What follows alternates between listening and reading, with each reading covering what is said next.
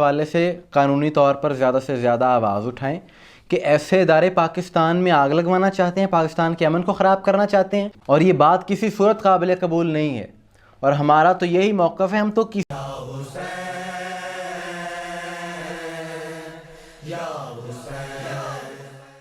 بسم اللہ الرحمن الرحیم، السلام علیکم مومنین اکرام، امید ہے آپ سب خیر و عافیت سے ہوں گے۔ آج کی یہ ویڈیو پاکستان میں بڑھتی ہوئی فرقہ وارانہ سوچ کے حوالے سے ہے کہ فرقہ واریت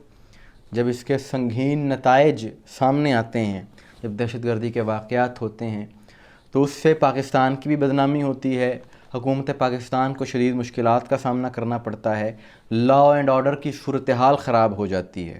اور ملک میں سب سے بڑھ کر بد امنی پھیلتی ہے۔ اور جیسا کہ آج کل ہم دیکھ رہے ہیں کہ کرم میں، پارا چنار میں، اس خطے میں،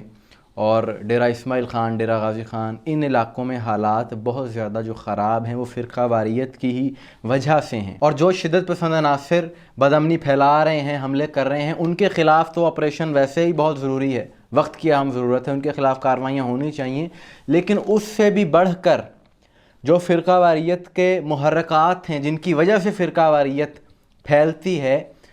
اس کی نشاندہی کرنا بھی بے حد ضروری ہے، اور اس سے بھی بڑھ کر ضروری ہے کہ اس سوچ کے خلاف، ایسا کرنے والوں کے خلاف سخت سے سخت کارروائیاں کی جائیں، ایکشن لیا جائے۔ اور اس کی سب سے بڑی وجہ جو ہے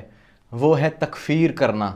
جو کسی مسلمان کو کافر کہنے والے ہیں، کسی مسلک کی تکفیر کی جاتی ہے، اس کے خلاف ہم ایک عرصے سے آواز اٹھا رہے ہیں۔ مسلمانوں کے تمام معتدل علماء اس کے خلاف ہیں۔ حکومت کی طرف سے پیغام پاکستان بیانیہ بنایا گیا تھا، اور سب سے بڑھ کر اسلام اس کی اجازت نہیں دیتا، شریعت اس کی اجازت نہیں دیتی۔ اب تو supreme council of Saudi Arabia نے بھی اس حوالے سے فتویٰ جاری کر دیا ہے کہ کسی بھی مسلمان کی تکفیر کوئی نہیں کر سکتا، لیکن یہاں پر چند شر پسند عناصر ان حرکتوں سے باز نہیں آتے، تکفیر کرتے ہیں۔ کہ اسی حوالے سے آج ملتان میں وہاں پر ایک ہسپتال ہے جس کا نام ہے بختاور امین ہسپتال۔ یہ ایک خیراتی ادارہ ہے، ایک ٹرسٹ ہے، لوگ انہیں فنڈنگ دیتے ہیں، زکوٰۃ عطیات دیتے ہیں، اور اس کے ذریعے یہ غرباء کا علاج کرتے ہیں۔ لیکن آج سوشل میڈیا پر اسی ہسپتال کی ایک PD سلپ کی تصویر نشر ہوئی ہے، جس کی وجہ سے مومنین میں شیعہ حیدری قرار میں بہت زیادہ غم و غصہ پایا جا رہا ہے، کیونکہ اس سلپ میں عالم اسلام کے عظیم مسلک اہل تشیع کو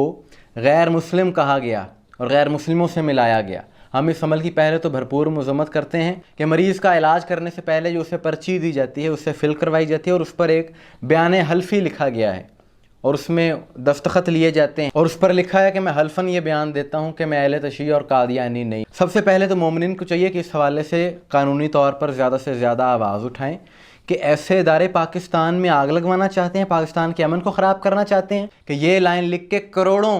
شیعہ مسلمانوں کی دل آزاری کی گئی ہے۔ ٹرسٹ کے نام پر یہ لوگ فساد برپا کر رہے ہیں، سمجھ میں نہیں آتا۔ ایسے بیانیے کو عام کرنے والوں کو یہی جواب ہے کہ پاکستان تمہارے باپ کا نہیں ہے۔ اگر تم یہ کہتے ہو کہ ہمارے ہسپتال میں شیعہ کا علاج نہیں ہوتا، تو ایک شیعہ کے بنائے ہوئے ملک میں پھر ہسپتال کیوں بنایا ہوا ہے؟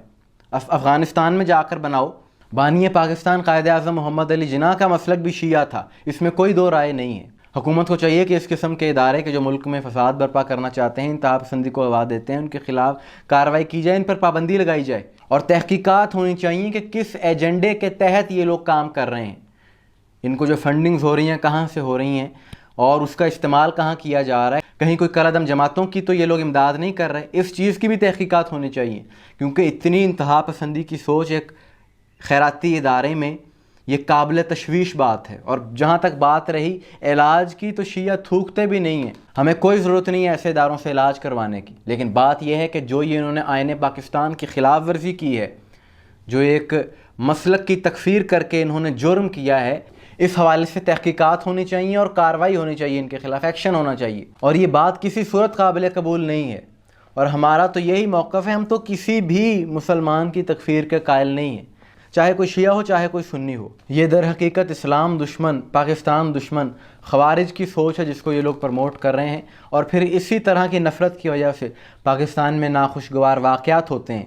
ٹارگٹ کیا جاتا ہے مومنین کو۔ ملتان سے تعلق رکھنے والے ایک ایڈوکیٹ صاحب نے بھی اس حوالے سے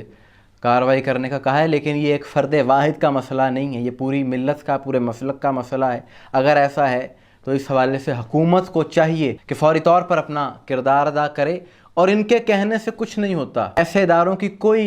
حیثیت نہیں ہے، کوئی اہمیت نہیں ہے۔ شیعہ مسلک کا جو کردار اس وقت عالم اسلام میں ہے وہ ساری دنیا جانتی ہے۔ عرب دنیا کے اہل سنت اسکالرز، بڑے بڑے علماء اس بات کی تائید کرتے ہیں، یہ بات کرتے ہیں کہ صحیح معنوں میں اگر اسلام کی ترجمانی کسی نے کی ہے ان حالات میں تو وہ شیعہ مسلک کے لوگوں نے کی ہے۔ اس عمل کی ایک بار پھر ہم بھرپور الفاظ میں مذمت کرتے ہیں، اور ہمارا یہی مطالبہ ہے کہ کوئی بھی پاکستان میں ادارہ اگر ایسے نفرت کے بیانیے کو پروموٹ کرتا ہے، اگر کسی مسلک کی تکفیر کرتا ہے تو اس کے خلاف کارروائی ضرور ہونی چاہیے۔ صرف انہی کے خلاف نہیں، اگر انہوں نے کیا ہے تو ان کے خلاف ہو، جو بھی ایسا کرنے والا ہے ان کے خلاف کارروائی ہونی چاہیے، کیونکہ یہ اسلام کی بھی نفی کر رہے ہیں اور یہ پاکستان کے آئین کی خلاف ورزی کر رہے ہیں، پاکستان کے امن کے دشمن ہیں یہ عناصر، اور اس قسم کے بیانیے کی وجہ سے ہی پاکستان میں بد امنی ہے۔ ان کے خلاف فوری طور پر کارروائی ہونی چاہیے۔ مومنین کرام، آپ کس حوالے سے کیا رائے ہے کمنٹس میں ضرور بتائیے گا، مجھے دعا میں یاد رکھیے گا۔ السلام علیکم ورحمۃ اللہ۔